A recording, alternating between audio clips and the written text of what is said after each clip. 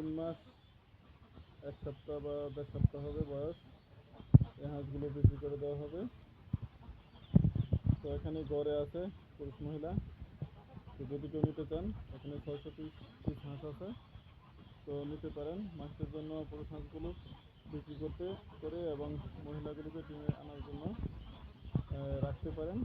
তো ন্যায্য মূল্যে হাঁসগুলো বিক্রি করতে হবে। হাঁসের স্বাস্থ্য দেখতে মোটামুটি স্ট্রংই দেখা যায়। আর আমার এই হাঁসের ঘরটা বানাইতে প্রায় লাখখানেক টাকা খরচ হয়েছে। এগুলো টিউব এবং সিমেন্ট শীট দিয়ে বানানো হয়েছে।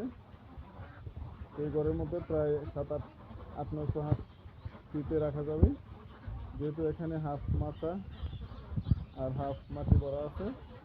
তো বোর্ডিংয়ের জন্য মাটির জায়গাটা কাজে লাগে। আর এমনি বড় হাঁসগুলো গরমের সময় মাচার মধ্যে আরামে থাকতে পারে, কারণ এখানে যে মাচা দেওয়া হয়েছে এখানে একটা জিনিস ভালো হচ্ছে যে এই কচ্ছপের মাছা নেট, এর উপরে কোনো বিষটা আটকে না, একবার থেকে পরিষ্কার। আমি আজ পর্যন্ত কোনো সময় এগুলোকে পরিষ্কার করিনি, যে এখানে যে বিষটা পড়ে সেগুলো পায়ের চাপে আবার নিচে চলে যায়।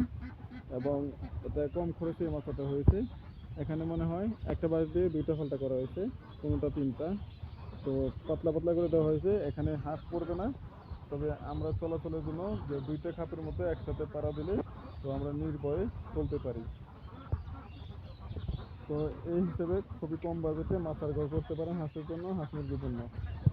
তো অনেকে প্লাস্টিকের নেট দেয়, ওগুলো অনেক ব্যয়বহুল, অনেক টাকার নেট লাগে। তো এই সিস্টেমে দিলে খুবই কম টাকায় মাছা হয়ে যাবে হাঁসের ঘরে।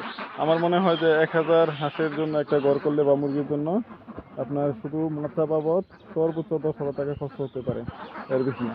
1000 হাঁস মুরগির জন্য ধরেন 1000 ফিট জায়গার জন্য সর্বোচ্চ 10,000 টাকা খরচ হবে, মাছা এবং নেট সহ, বাঁশটা সহ আর কি। তবে এগুলো ভালো মানের বাঁশ হলে, পাকা বাঁশ হলে অনায়াসে 3-4 বছর চলে যাবে।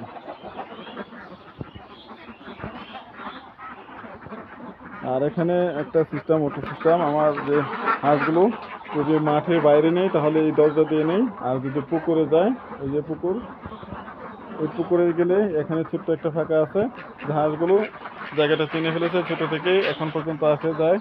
তো এই জায়গায় দিয়ে হাঁস পুকুরে যায় এবং আসে।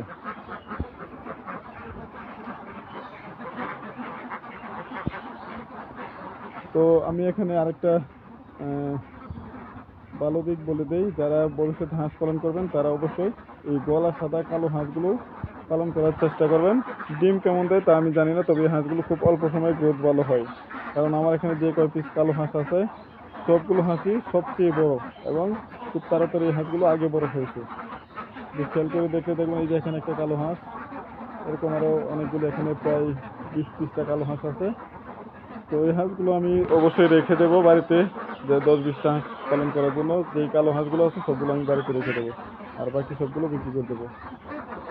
আর সাদা হাঁসগুলো অবশ্যই হাঁসের যে হাঁসগুলোর যে দলটা, এগুলোকে সুন্দর দেখায়, এবং এবং দূর থেকে হাঁসগুলোকে দেখা যায় সাদা হাঁস, কারণ গাছের ভিতরে অনেক সময় কালো হাঁসগুলো দেখা যায় না, অন্যান্য হাঁসগুলো দেখা যায় না, সাদা হাঁসগুলো দেখা যায়।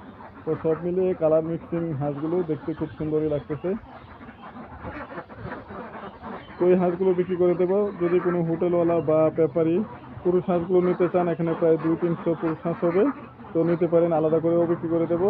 আর যদি কেউ গড়ে পুরুষ মহিলা নিয়ে যান অবশ্যই বিক্রি করে দেবো। এখানে প্রায় 600 হাঁস আছে, এর থেকে আমি 20-30টা হাঁস রেখে বাকি সবগুলো বিক্রি করে দেবো।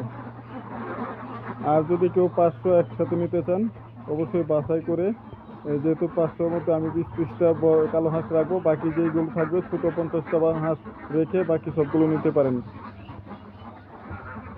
তো হাঁসগুলোর যে এখন কন্ডিশন দেখে মনে হচ্ছে যে আগামী 1 মাসের মধ্যে ডিমে আসবে, যেগুলো মহিলা হাঁস আছে। কারণ এগুলো অলরেডি যে পুরুষ মহিলা মিট করা শুরু করছে।